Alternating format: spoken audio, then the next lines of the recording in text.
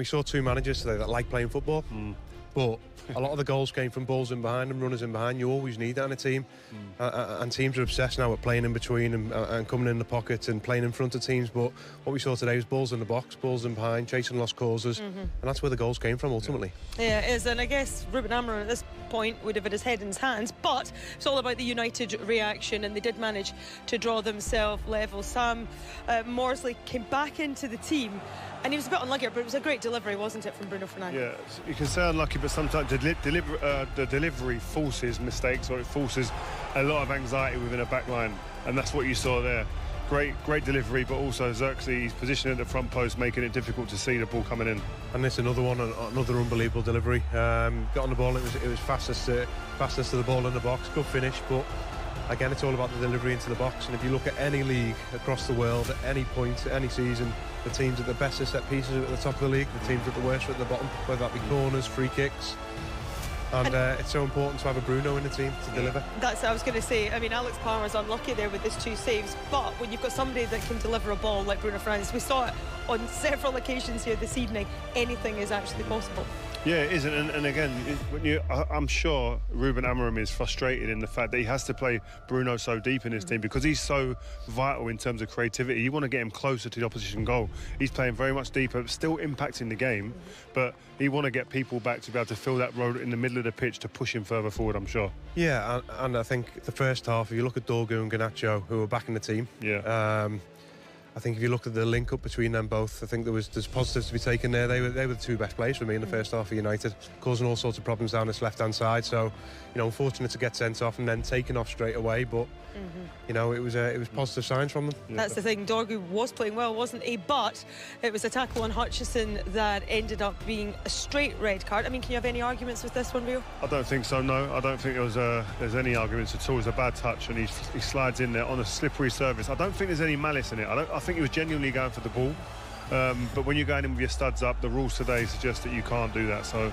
Yeah, I think it's just a bad touch from Amari, which it sucked him in a little bit to go for the ball. I don't think he would have done it if it was close contact. And as Rio said, I don't think there's malice in it. And when you catch someone studs up across the shins, it's a straight red. Yeah, so the manager would be hoping to get to half-time with that 2-1 lead, but things did go from bad to worse because the red card was very closely followed by a second goal, wasn't it, for Ipswich? And it was Philogene again, and well, once again, just not great defending, not to put too fine a point on it. Yeah, I would argue maybe De Ligt could hold the line and keep a strong line, but it's difficult. There's no pressure on the ball, so maybe you do have to go back in it, but he's got to mark goal side. That's the problem. He isn't goal side, and De Ligt is owning that situation there, and then that little run across the front, which John can kind of talk about a bit more, puts the goalkeeper's eye line off. It was a movement before that. It was a two yards. He took to the right first. He's gone in between them. He's took his yards off him, and then he's moved, and De Ligt's dropped in. And then it's just getting across the keeper's eye line, and he's unlucky not to get a touch. But Onana can't do much about it, and it's a great ball in because you see free kicks like that balls in as long as you're hitting the target or in between the sticks, you've got a chance of going in. Well, what I would say, from a Man United defensive point of view, forget the ball and the people in the box as well. Get out to people, stop crosses. You're paid to do that. Sometimes a bit of intensity and desire to get out there and make it difficult for the man on the ball to put balls into your box where it's very dangerous. Yeah, well, it was all square at half-time, albeit that Ipswich did have the one-player advantage. But what a reaction from Man United in the second half. Harry Maguire, we know what he's capable of at set pieces, and this header was, unstoppable. Yeah, Harry's one of the best in the business in both boxes in terms of heading the ball. I mean, at the weekend he didn't show that defensively, but in this, when he's attacking balls, you've seen him with England shirts, he's so dangerous in these areas. He's timing, he's running, he's brave, and when he does get his head on the ball, he knows where to put it. And again, a wonderful delivery. Great execution on the end of it from Harry. What I'm surprised about there, you've got markers usually at set piece, and you've got blockers, and there's 3 people block them, but none of them will get near him. Philogene's on a penalty spot, and he's one person you don't want to be on the penalty spot trying to head out. So I was surprised by that.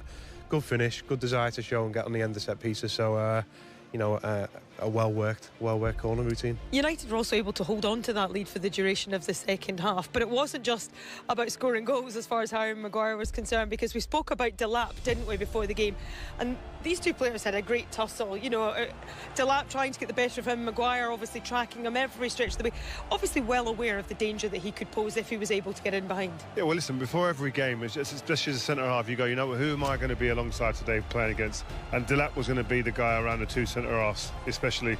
And you look at it all the three centre halves. You look at it and you go, well, I've got to make sure I get up against him, work him, make sure he's got to work hard to get any type of joy out of me. I thought Harry done that in the main today really well. He did it really well, and I think if one person's going to against the battle, Liam, I would have picked the other one. I wouldn't have picked Harry because he's Is that experience though? Is that experience? Because you're saying there you'd go on the weaker, more inexperienced centre back. Yeah, I'll try them both. Yeah, I'll see who's the weakest and what the weakest at, and then I'll play on that. So I was the weakest. You used to play against me all the time. Never played against you. I think we'll move swiftly on from this one. Well, we've had the guys' thoughts on what. Please subscribe to this channel for more.